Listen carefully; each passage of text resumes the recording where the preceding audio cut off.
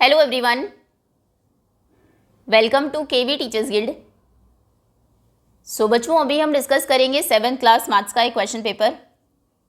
ये PT1 exam का paper है, PM श्री केंद्रीय विद्यालय का। और सबसे पहले है सेक्शन ए।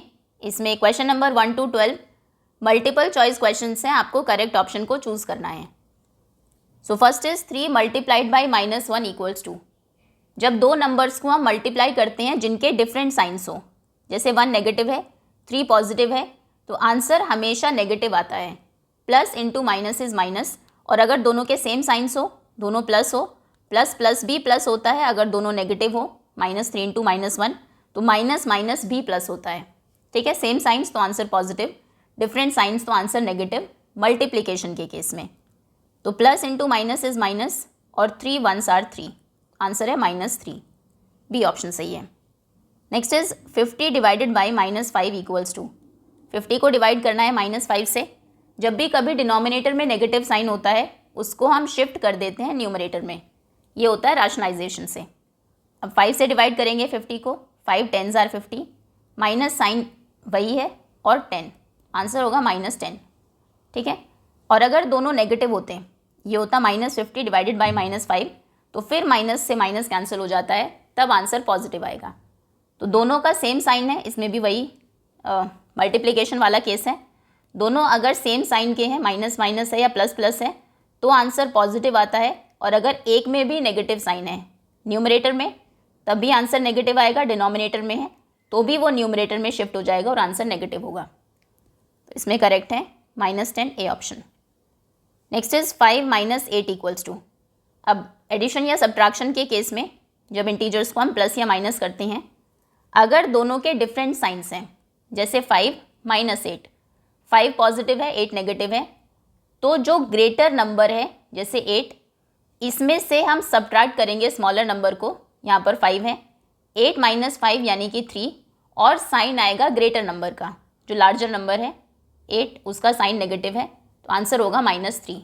इसी तरीके से अगर 5 माइनस होता, 8 प्लस का होता, +8, तो भी आंसर 3 आता, लेकिन अब वो +3 होता, क्योंकि 8 बड़ा नंबर है और वो पॉजिटिव है। और अगर दोनों के सेम साइंस हो, दोनों माइनस हो या फिर दोनों प्लस हो, तब नंबर्स ऐड होते हैं।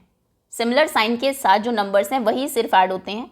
8 + 5 ये होगा 13, यहाँ पर भी 13 होगा, यहाँ पर -13 क्योंकि दोनों नेगेटिव है, आंसर भी नेगेटिव होगा। यहाँ पर होगा वो +13 क्योंकि 8 और 5 दोनों पॉजिटिव हैं। ठीक है, तो अगर डिफरेंट साइंस हैं, तो बड़े नंबर से आप छोटे नंबर को माइनस करेंगे और साइन आएगा बड़े नंबर का, -3। तो इसमें करेक्ट है डी ऑप्शन। नेक्स्ट, ना हाफ ऑफ 24 इक्वल्स टू। ये तो ईजी है। Half of 24, 2 1s are 2, 2 2s are 4, और 12 into 1, 12 1s are 12, A option सही है। Next is 12 divided by 3/4 equals to. 12 divided by 3/4।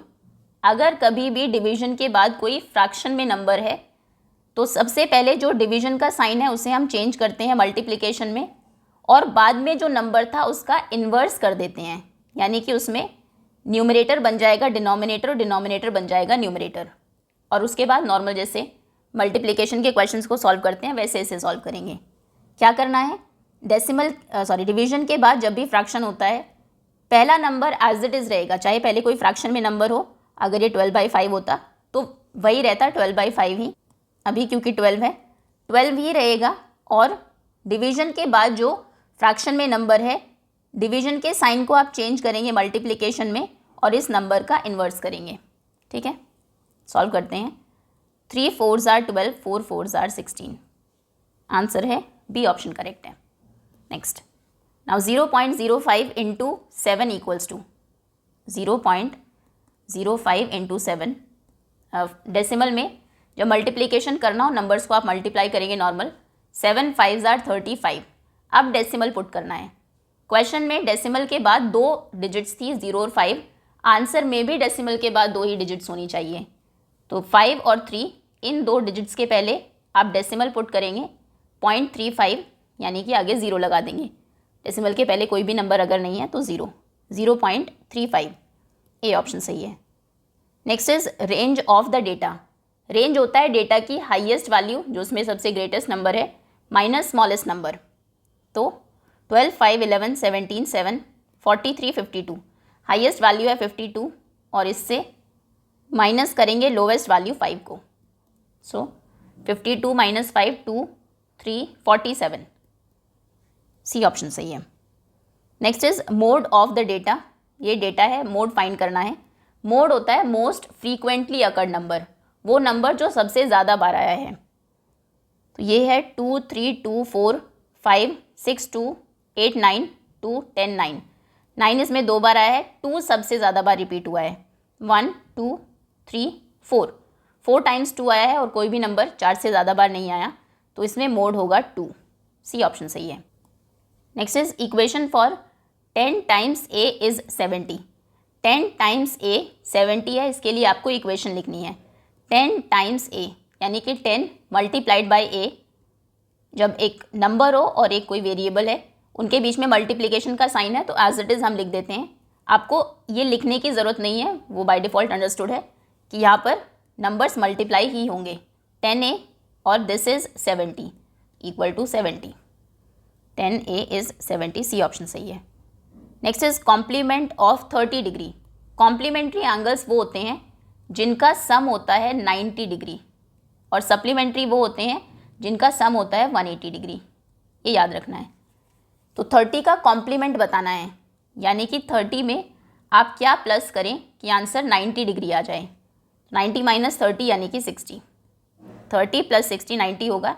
तो 30 60 का कॉम्प्लीमेंट है और 60 30 का कॉम्प्लीमेंट है। इसमें करेक्ट है सी ऑप्शन। अब सप्लीमेंट बताइए 30 डिग्री का, यानी कि 30 में कौन सा एंगल आप प्लस करें कि आंसर 180 डिग्री हो जाए। तो 180 माइनस 30 170 160 150 150 डिग्री। 150 और 30 एक दूसरे के सप्लीमेंट्री है। बी ऑप्शन सही है। Next, now an angle is more than 45 degree. एक एंगल है 45 डिग्री से मोर ज़्यादा है, then it's complementary angle will be. तो उसका कॉम्प्लीमेंट्री एंगल क्या होगा, वो भी 45 से ज़्यादा होगा, 45 से कम होगा या 45 के इक्वल होगा। अगर पहला एंगल 45 से ज़्यादा है, दूसरा भी 45 से ज़्यादा हो जाए, तो सम तो 90 से ज़्यादा हो जाएगा, क्योंकि 45 डिग्री और 45 डिग्री ये होते हैं 90 डिग्री। अगर एक एंगल 45 से मोर होगा, एक एंगल को अगर आप बढ़ाते हैं, दूसरे को आपको कम करना होगा अगर सम 90 ही रखना है। मान लीजिए आपने एक ही डिग्री बढ़ाया 45 को, ये 46 हो गया। अब सम 90 रखने के लिए आपको इस एंगल को एक डिग्री कम करना होगा, ये हो जाएगा 44 डिग्री। 46 और 44 90 होते हैं। तो अगर एक एंगल 45 से मोर है तो दूसरा 45 से लेस होगा, तब वो कॉम्प्लीमेंट्री एंगल्स होंगे। मान लीजिए 50 का एग्जाम्पल ले लीजिए। मोर है 45 से, तो इसका कॉम्प्लीमेंट्री कितना होता है 40, जो कि 45 से लेस है। तो इसमें करेक्ट होगा B option, less than 45 degree. Okay, next, now section B. ये MCQs थे, अभी क्वेश्चंस आपको सॉल्व करने हैं। फर्स्ट इज 13th का ए पार्ट है, solve the following riddle. I am a number, riddle solve करनी है। मैं एक नंबर हूँ, टेल माई आइडेंटिटी। मेरी आइडेंटिटी बताइए कि मैं कौन सा नंबर हूँ। Take me 7 times over and add a 50। अगर आप मुझे 7 टाइम्स करें और 50 मुझ में ऐड कर दें 7 टाइम्स करने के बाद, to reach a triple century. तो ट्रिपल सेंचुरी तक पहुंचने के लिए, सेंचुरी मतलब 100 और ट्रिपल सेंचुरी मतलब 300, तो 300 पहुंचने के लिए यू स्टिल नीड 40। आपको अभी भी 40 की ज़रूरत है। 13th ए, तो आप कहेंगे मान लीजिए वो नंबर x है, let the number be x, जिसकी बात यहाँ पर हुई है, let the number be x। अब क्वेश्चन ने कहा है कि उसको 7 टाइम्स करके ऐड अगर आप करें 50, x को हमने किया 7 टाइम्स, ऐड किया 50, देन अभी भी आपको 40 की ज़रूरत है ट्रिपल सेंचुरी तक पहुंचने के लिए। अभी भी 40 चाहिए, यानी कि अभी भी उसमें 40 ऐड करेंगे, तब आप 300 ट्रिपल सेंचुरी तक पहुंचेंगे। ये इक्वेशन है। मुझे 7 टाइम्स करके 50 ऐड कर दो, तो भी अभी आपको 40 चाहिए टू रीच ट्रिपल सेंचुरी। तो ठीक है, हमने 7 टाइम्स किया, 50 ऐड किया, अभी भी 40 चाहिए, तो 40 और ऐड कर दिया और 300 ट्रिपल सेंचुरी तक पहुंच गए। सॉल्व करते हैं। 7x 50 और 40 होगा 90, इक्वल टू 300, ये 90 RHS में लेकर जाएंगे तो माइनस होगा, 300 माइनस 90 ये हो जाएगा 210 और x 210/7, 7 3 ज़ा 21, 30, तो वो नंबर है 30। देख लेते हैं, 30 को 7 टाइम्स अगर करें तो ये हो जाएगा 210, ऐड करें 50 तो हो जाएगा 260, और अभी भी आपको 40 चाहिए ट्रिपल सेंचुरी तक पहुंचने के लिए। बिल्कुल सही है, 260 में अभी भी 40 चाहिए, तब आप 300 तक पहुंचेंगे। ठीक है, so the number is 30। Next, now 13th का B part, verify that 18 multiplied by 7 plus -3 equal to 18 multiplied by 7 plus 18 multiplied by -3। ये डिस्ट्रीब्यूटिव प्रॉपर्टी है फर्स्ट चैप्टर में। जब आपको वेरीफाई करना है तो पहले हम LHS को सॉल्व करेंगे, यानी कि इक्वल के लेफ्ट हैंड पर जो इक्वेशन गिवन है, और फिर RHS को सॉल्व करेंगे जो राइट हैंड पर गिवन है, और बताएंगे कि दोनों, प्रूव करेंगे कि दोनों के आंसर सेम है, यानी कि LHS आपको इक्वल करना है RHS के। 13th बी, पहले LHS क्या है लेफ्ट हैंड साइड में, 18 multiplied by 7 plus -3, 18 multiplied by 7 plus -3। पहले ब्रैकेट सॉल्व करेंगे, और ब्रैकेट में भी ये वाला ब्रैकेट पहले 18 multiplied by 7 as it is. अब ब्रैकेट के बाहर प्लस साइन है, अंदर माइनस है, तो जो साइंस है उन्हें आप मल्टीप्लाई करेंगे। प्लस इंटू माइनस होता है माइनस, प्लस माइनस माइनस और 3, तो ये हो जाएगा 7 - 3। ना 18 multiplied by 7 - 3 is 4, 18 4s are 72, LHS का आंसर है 72। अब सॉल्व करते हैं RHS को। RHS में है 18 multiplied by 7, 18 multiplied by 7 plus 18 multiplied by -3। Okay, 18 7s are 5 ज़ा 90, 126 प्लस 18 3s आर 54। अब इसमें भी 18 पॉजिटिव है और 3 नेगेटिव है, तो 18 3s आर 54, और साइन किसका आएगा, प्लस माइनस माइनस, ये होगा -54, और प्लस और माइनस दो साइन को हम एक साथ नहीं रख सकते, तो यहाँ पर हम लगाएंगे ब्रैकेट। अब सॉल्व करते हैं, 126 फिर से प्लस माइनस, ये हो जाएगा -54, तो 6 - 4 इज़ 2, 12 - 5 5 5 10 और 2 12, और 5 और 2 7, आंसर है 72। LHS भी 72 था, RHS भी 72 है। आप कहेंगे LHS equal to RHS, hence proved या hence verified. Okay, next. Next is draw a double bar graph for the following data. Double bar graph draw करना है। डबल बार ग्राफ में एक जो बार होता है उसके अंदर दो इन्फॉर्मेशन होती है। वैसे जनरली ये आपके बार्स होते हैं, एक ये बार है, ये बार है, ये, लेकिन डबल बार ग्राफ में इसी को ही आप दो पार्ट्स में स्प्लिट करेंगे। आधा कुछ और इन्फॉर्मेशन शो करेगा और बाकी जो आधा पार्ट है वो कोई और इन्फॉर्मेशन शो करेगा। वो क्या है, वो गिवन होगी आपको क्वेश्चन में। आपको यहाँ पर बच्चों से पूछा कि उनका फेवरेट स्पोर्ट कौन सा है, वो सबने बताया, और दो चीज़ें पूछी, कितने बच्चे उस स्पोर्ट को देखते हैं और कितने उसमें पार्टिसिपेट करते हैं, खेलते हैं। तो बताया कि क्रिकेट उनका फेवरेट स्पोर्ट है। 1240 स्टूडेंट्स उसे देखते हैं और 620 उसमें पार्टिसिपेट करते हैं। बास्केटबॉल 470 देखते हैं, 320 पार्टिसिपेट करते हैं। इसी तरीके से स्विमिंग है, हॉकी है और एथलेटिक्स है। ठीक है, तो ये ग्राफ पेपर पर आप ड्रॉ करेंगे। इसमें एक लाइन होगी यहाँ पर, ये ऐसे वर्टिकल लाइन, एक होगी ये हॉरिजॉन्टल लाइन।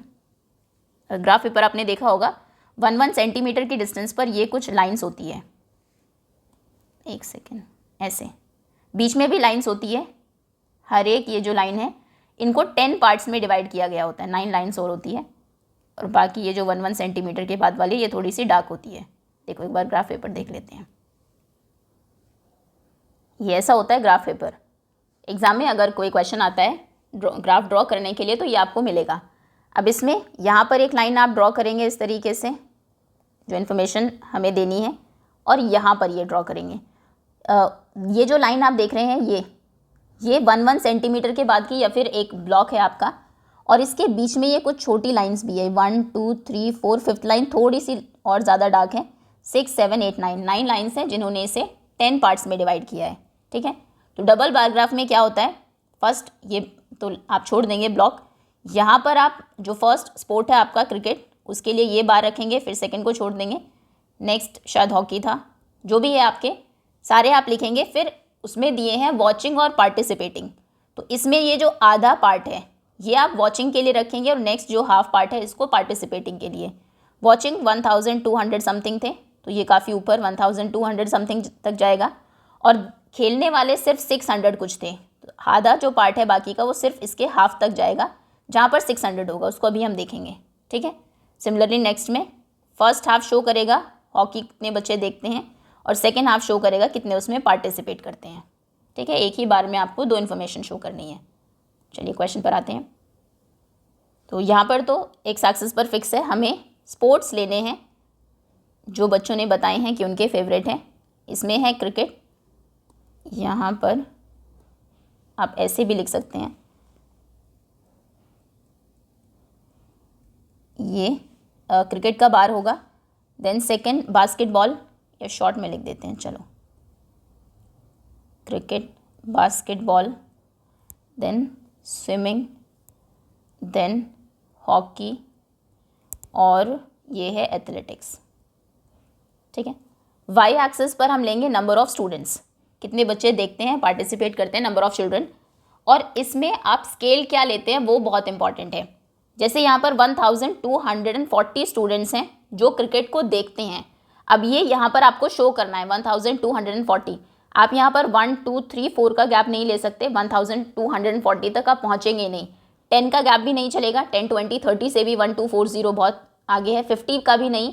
आप 100 का ले सकते हैं, लेकिन उससे भी काफ़ी बड़ा ग्राफ बन जाएगा, 100 200 300 400 5 6 7 8 100 900 देन 1000 1100 1200 1300 तक जाना होगा, क्योंकि 1200 से भी नेक्स्ट नंबर है यहाँ पर, तो भी ग्राफ आपका बहुत बड़ा बनेगा। आइडियल साइज़ होना चाहिए ग्राफ का, बहुत छोटा भी ना हो, ऐसे नहीं कि 2-3 लाइन्स में इतना ही बस बन रहा है, ना बहुत बड़ा हो, ठीक है। तो यहाँ पर हम 200 का गैप लेते हैं। आप कहेंगे नंबर ऑफ़ चिल्ड्रन में ये जो लाइन है शो करेगी 200 को, ये 400, ये 600 800 1000 1200 1400, ये बिल्कुल सही साइज़ है। यहाँ तक आपका ग्राफ जाएगा जो वॉचिंग वाले हैं, ठीक है। अब नेक्स्ट प्रॉब्लम है, आपने स्केल डिसाइड कर लिया। अब अगर 1200 होता तो हमारे लिए इजी था, ये 1200 है, 1400 होता तो भी इजी है, यहाँ पर 1400 है, 1300 भी आसान होता, वो 1200 और 1400 के बीच में हो जाता। यहाँ पर दिया है 1240, वो हम कैसे डिसाइड करें कि कहाँ पर नंबर्स हैं। एक बार फिर से जो ग्राफ पेपर है उसको देखते हैं। देखो ये मान लीजिए आपने वाई एक्सिस बनाया था, यहाँ पर, यहाँ ये था आपका 1200, एक सेकेंड, ये था मान लीजिए आपका 1200 और ये है आपका 1400, इनके बीच में 1240 आपको बताना है कि कहाँ पर होगा, कितनी हाइट तक आप ग्राफ बनाएं अपना। तो आप कहेंगे यहाँ पर इस लाइन को आपको 10 पार्ट में डिवाइड किया गया है, इसके बीच में 9 लाइन्स हैं छोटी छोटी, 10 लाइन्स हैं, और हमारे नंबर कितने हैं 1200 से 1400 के बीच में 200 नंबर्स हैं। आपने 200 का गैप लिया है, तो ये जो एक लाइन है, ये लाइन के बाद ये जो नेक्स्ट लाइन है, एक सेकेंड, ये देखो ये एक लाइन है आपकी 1200 की। अब ये जो नेक्स्ट लाइन है ये कौन से नंबर को शो करेगी, 200 का गैप है और 10 लाइन्स हैं, यानी कि एक लाइन शो करती है 20 नंबर्स को, ठीक है। तो ये 1200 है। नेक्स्ट ये वाली जो लाइन है इसकी बहुत छोटी सी, ये होगी 1220, ये होगी 1240, ये 1260 60 40 60, फिर 1280, और ये बीच में आ जाएगा 1300, ठीक है। फिर 1320 1340 1360 1380 1400, इस तरीके से। क्लियर है। तो जब आपको 1240 शो करना है तो यहाँ जो क्रिकेट का ग्राफ है वो आप 1200 से 2 लाइन ऊपर तक लेकर जाएंगे, ठीक। ये क्वेश्चन इसीलिए कितने मार्क का है, ये इसीलिए ये 4 मार्क का क्वेश्चन है अकेला, क्योंकि इसमें आपको बहुत सारी चीज़ें ध्यान रखनी है, स्केल चूज़ करना है, और है कुछ नहीं, बस सेकंड ये देखना है कि कितनी एक लाइन आपकी कितने नंबर्स को डिनोट करती है। तो जब आप 1240 की बात करते हैं तो हमने देखा 1200 से 2 लाइन ऊपर, और क्रिकेट का भी हाफ बनाना है हमें, क्योंकि आधा वॉचिंग का है आधा पार्टिसिपेटिंग का है।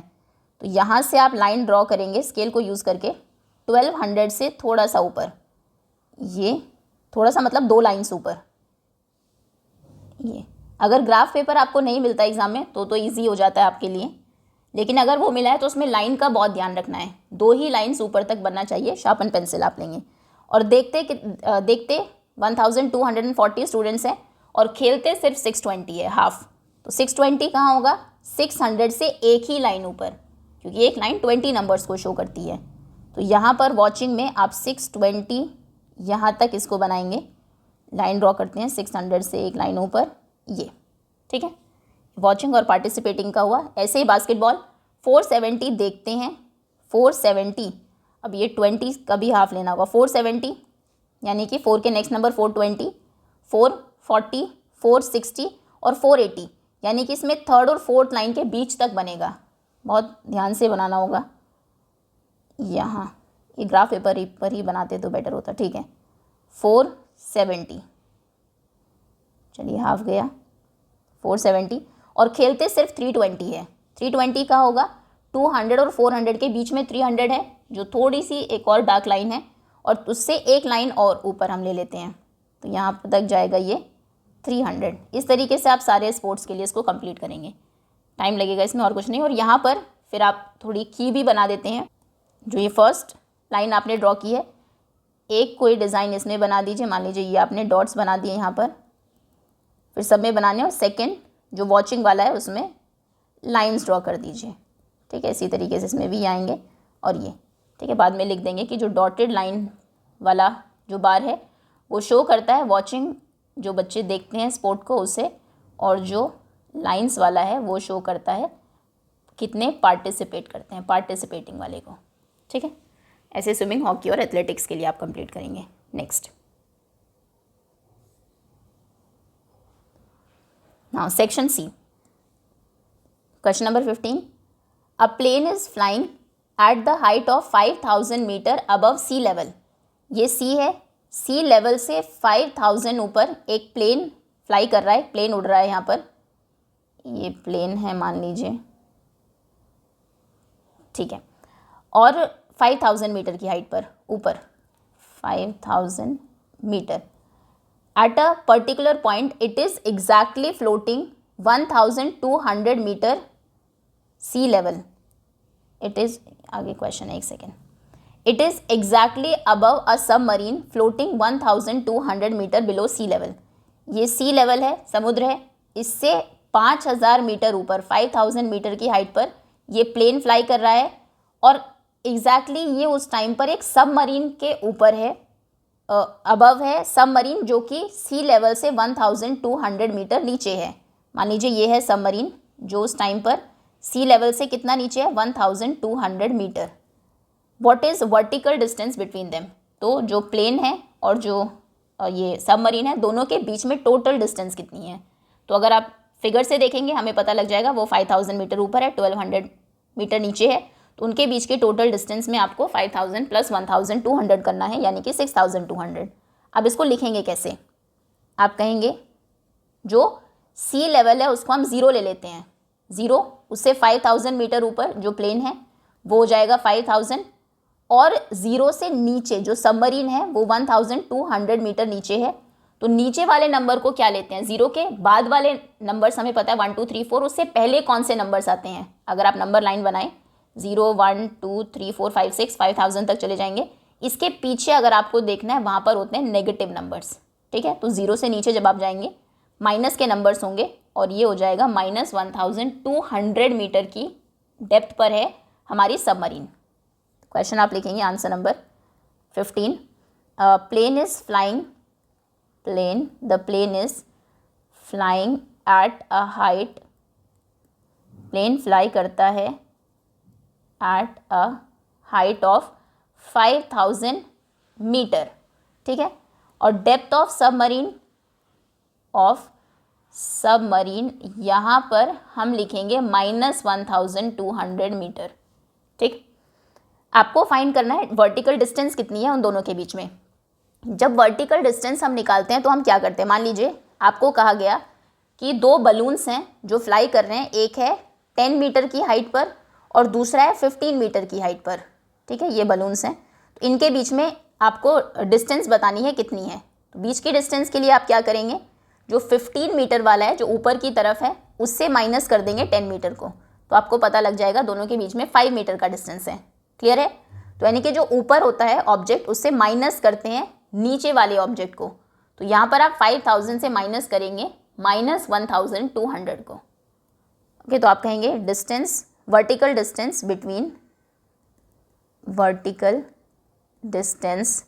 Between plane and submarine equal to 5000 जिस हाइट पर प्लेन है माइनस सबमरीन जिस हाइट पर है, सबमरीन है -1200 मीटर की हाइट पर, माइनस क्योंकि वो सी लेवल से नीचे है। अब ऐड करते हैं 5000, मतलब सॉल्व करते हैं 5000, ब्रैकेट ओपन करेंगे, माइनस इंटू माइनस होता है प्लस, तो ये हो जाएगा +1200। इसीलिए ये प्लस होगा, डायरेक्ट आपको प्लस नहीं करना कि 5000 मीटर की हाइट पर प्लेन है, 1200 पर ये है, फिर प्लस करके आप डिस्टेंस निकालें।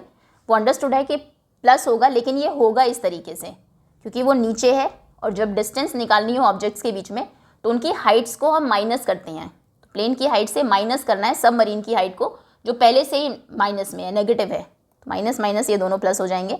अब ये हो जाएगा 6200 मीटर, ये उन दोनों के बीच की वर्टिकल डिस्टेंस है। क्लियर? नेक्स्ट, अब इसके और में है question, a certain freezing process requires that room temperature be lowered from 40 degree Celsius. एक कोई फ्रीजिंग प्रोसेस आप कर रहे हैं, किसी चीज़ को फ्रीज करना है, उसके लिए रूम टेम्परेचर आपको 40 डिग्री सेल्सियस से कम चाहिए। At the rate of 5 what a certain freezing process requires that room temperature be lowered, अच्छा from 40 degree Celsius, 40 degree Celsius से कम करना है आपको एक रूम के टेम्परेचर को।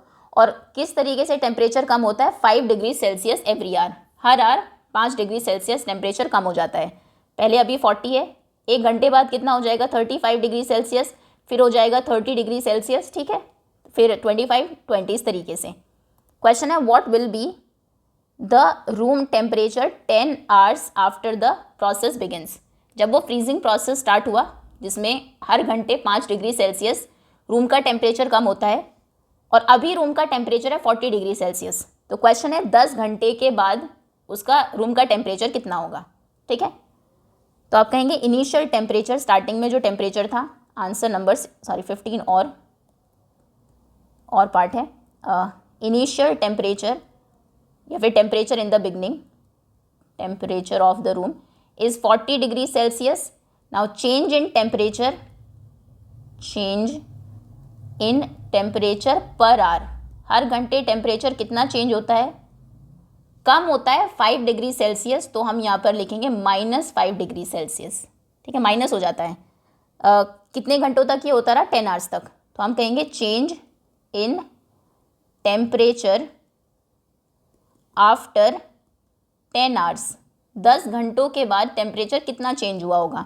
1 घंटे में -5 डिग्री होता है, -5 हमें 10 आवर्स तक करना है, तो 10 आवर्स में 50 डिग्री सेल्सियस टेम्परेचर कम हो जाएगा, चेंज हो जाएगा।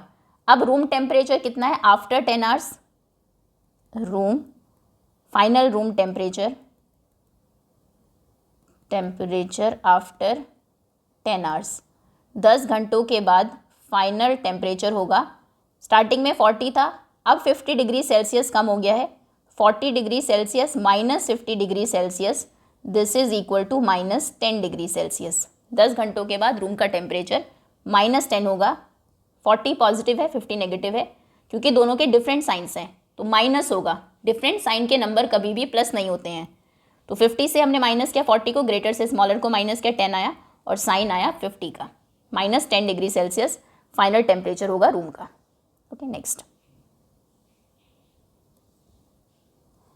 Now Lipika reads a book for whole 3/4 hours every day. Lipika एक बुक पढ़ती है 1 आवर और फिर 3/4 आवर्स हर घंटे, हर दिन। She reads the entire book in 6 days. अब हर दिन उसने 3/4 आवर्स तक बुक पढ़ी और 6 दिन में बुक कंप्लीट कर दी। Then how many hours in all were required by her to read the book. तो कितने घंटे उसको लगे बुक को कंप्लीट करने में। Number of hours taken by Lipika every day to read the book. Answer number 16. Language, number of hours spent या taken every day. हर दिन कितने घंटे उसने लिए? Whole 1 3/4 hours. अब इसको चेंज करते हैं, ये मिक्स फ्रैक्शन है, इम्प्रॉपर में चेंज करेंगे. इम्प्रॉपर के लिए मल्टीप्लाई करेंगे जो होल नंबर है उसको डिनोमिनेटर से, यानी कि 4 × 1, और ऐड कर देंगे न्यूमरेटर को. 4 1s are 4, 4 + 3 4 5 6 7 7, और डिनोमिनेटर एज इट इज़ रहेगा. 4/7 hours. हर दिन वो 7/4 hours तक बुक पढ़ती है. फिर 10 दिनों में number of days taken to read the entire book is equals to 6. 6 days, 6 दिनों तक उसने बुक पढ़ी. तो टोटल नंबर ऑफ आवर्स कितने हो जाएंगे? Number of hours. इस क्वेश्चन को अगर आप नॉर्मल नंबर्स में देखें, हर दिन अगर आप 2 घंटे पढ़ते हैं तो 6 दिन में कितने घंटे पढ़ेंगे? 2 + 2 + 2 + 2 + 2, 6 दिनों तक 6 टाइम्स प्लस करेंगे 2 को, या फिर 2 × 6 आप कर सकते हैं. बार बार ऐड करने का मतलब है मल्टीप्लाई करना. तो आप 12 आवर्स तक पढ़ेंगे. तो यहाँ पर भी वही करना है, जो हर दिन उसने रीड किया जितने घंटे उसे मल्टीप्लाई कर देंगे आप नंबर ऑफ डेज से. 7/4 × 6 ये हो जाएगा 2 2s are 4, 2 3s are 6, 7 3s are 21/2, 21/2 hours. अभी इम्प्रॉपर है, इसको मिक्स्ड में चेंज कर लेते हैं. मिक्स्ड में कैसे चेंज करते हैं? 2 1s are 2, 1 कैरी किया 0, तो ये हो जाएगा होल 10 1/2, 10 1/2 hours. 10.5 घंटे में उसने वो बुक कंप्लीट कर दी. ठीक, next. Question number 17. The runs scored in a cricket match by 11 players are as follow. Cricket match में 11 प्लेयर्स ने कितने रन्स बनाए वो आपको दिए हैं. 6 15 120 50 180 10 15 8 10 and 15. Find the mean, mode and median of this data. तीनों सेंट्रल टेंडेंसीज निकालनी है. मीन हम कैसे फाइंड करते हैं? मीन होता है सम ऑफ ऑब्जर्वेशंस. इन सबको प्लस करेंगे divided by number of observations.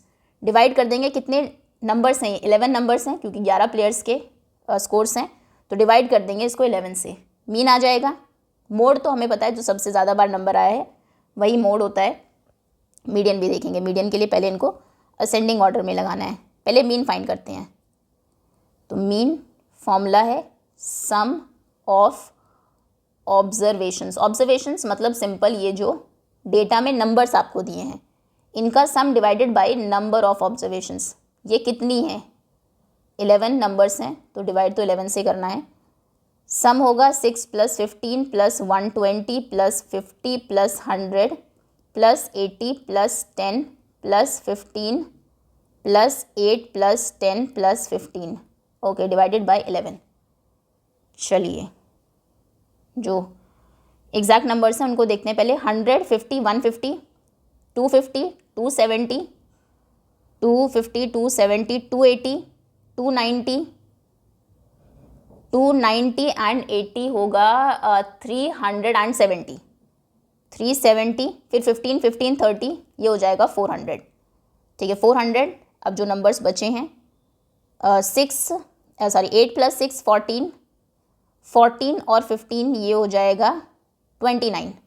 तो 14 + 29 इज़ 429, 429. कोई नंबर बचा तो नहीं? 429 और डिवाइड क्या 11 से हो जाएगा?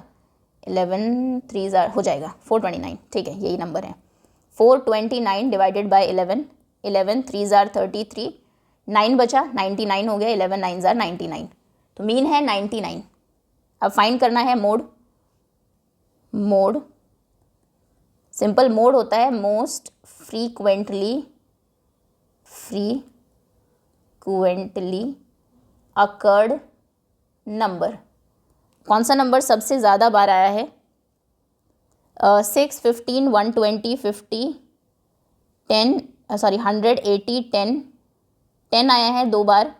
15 आया है 3 टाइम्स बस, और कोई भी नंबर रिपीट नहीं हुआ. 88 है नहीं. ठीक है, तो 15 क्योंकि सबसे ज़्यादा बार आया. 3 जो प्लेयर्स थे उन्होंने 15 रन स्कोर किए हैं, तो मोड हो जाएगा simple 15. Mode is equal to 15. Simple. अब बात आती है मीडियन की. जब मीडियन आपको फाइंड करनी है तो सबसे पहले जो डेटा है उसे आप असेंडिंग ऑर्डर में लगाएंगे, मतलब सबसे छोटा नंबर आगे, फिर बड़ा बड़ा बड़ा, लास्ट में जो ग्रेटेस्ट सबसे बड़ा नंबर है वो। इसमें सबसे छोटा नंबर है 6, देन 6 के बाद आता है 8, 10, 50, 8, 10, 10, 8, 10, 10 दो बार 10 है, देन 3 बार 15, 15, 15, 15, 15, 15, 15, यहाँ पर लिखेंगे मीन के लिए, मीडियन के लिए पहले हम लिख रहे हैं डेटा को असेंडिंग ऑर्डर में, ऑर्डर, ठीक है। 15 के बाद आएगा 50, एक ही बार है 50, देन 50 के बाद 80, 100, 120, 80, 100 एंड 120, 11 हो गए, 1 2 3 4 5 6 7 8 9 10 11, ओके।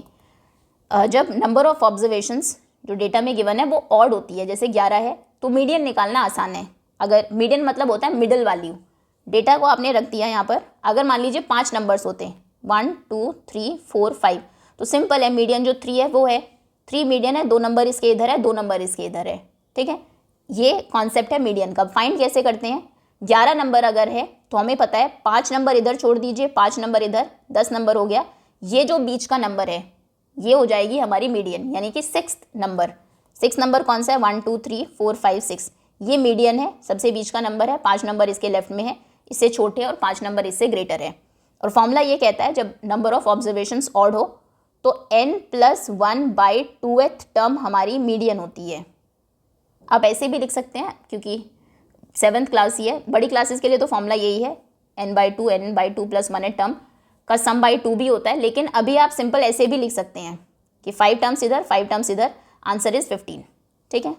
n+1/2th टर्म, इसका मतलब क्या है, n होता है नंबर ऑफ टर्म्स, कितनी नंबर ऑफ टर्म्स हैं यहाँ पर 11, 11 + 1 करिए उसमें और हाफ कर दीजिए उसका th टर्म, ठीक है। 11 + 1 12 होगा, 12/2, 12/2th टर्म, 12/2 यानी कि 6, 2 6 are 12 यानी कि 6th टर्म, 6th टर्म आपकी मीडियन होगी। 6th टर्म कौन सी है, वही बात है 1 2 3 4 5 6 15, तो मीडियन है 15, मीडियन है 15, मोड भी है 15 और मीन है 39, ठीक है। Next,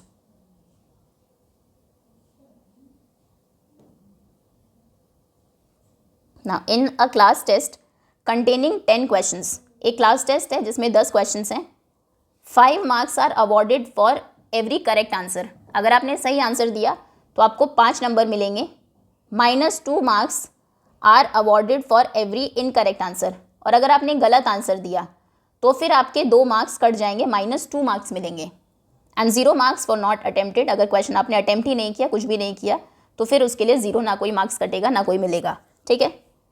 Mohan gets 4 correct and 6 incorrect answers, what is his score.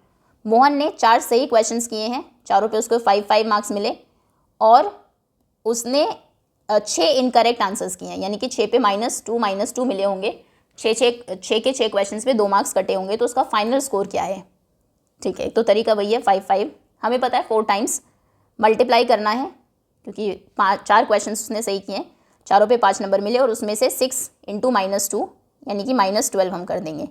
Answer number 1 लिखेंगे कैसे, पहले देखते हैं कि सही क्वेश्चंस पे उसे कितने मार्क्स मिले।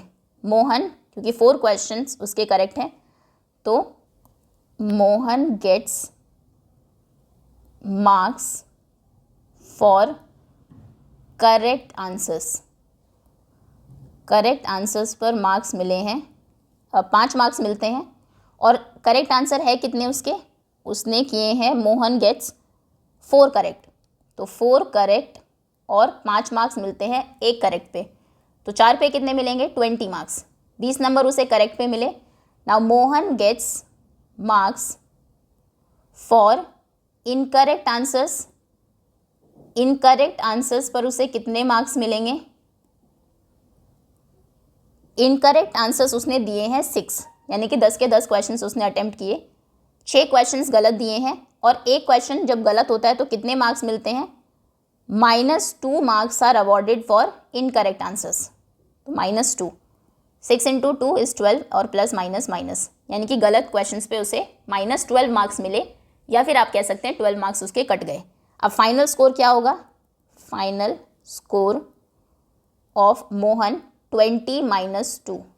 जब आप टोटल मार्क्स अपने फाइंड करते हैं, सारे नंबर्स को ऐड करते हैं, तो 20 सही के लिए, गलत के लिए -12, 20 - 12 हम करेंगे तो ये हो जाएगा 8 मार्क्स उसे मिले हैं। ठीक है। Second part, Reshma gets 5 correct answers and 5 incorrect. Reshma ने 5 गलत किए, 5 सही किए, तो वही कि marks Reshma gets marks for correct answers. Correct पे कितने मिलेंगे? 5 उसने सही किए हैं और एक क्वेश्चन पे सही होता है तो 5 ही मार्क्स मिलते हैं, तो 25 उसको सही पे मिले।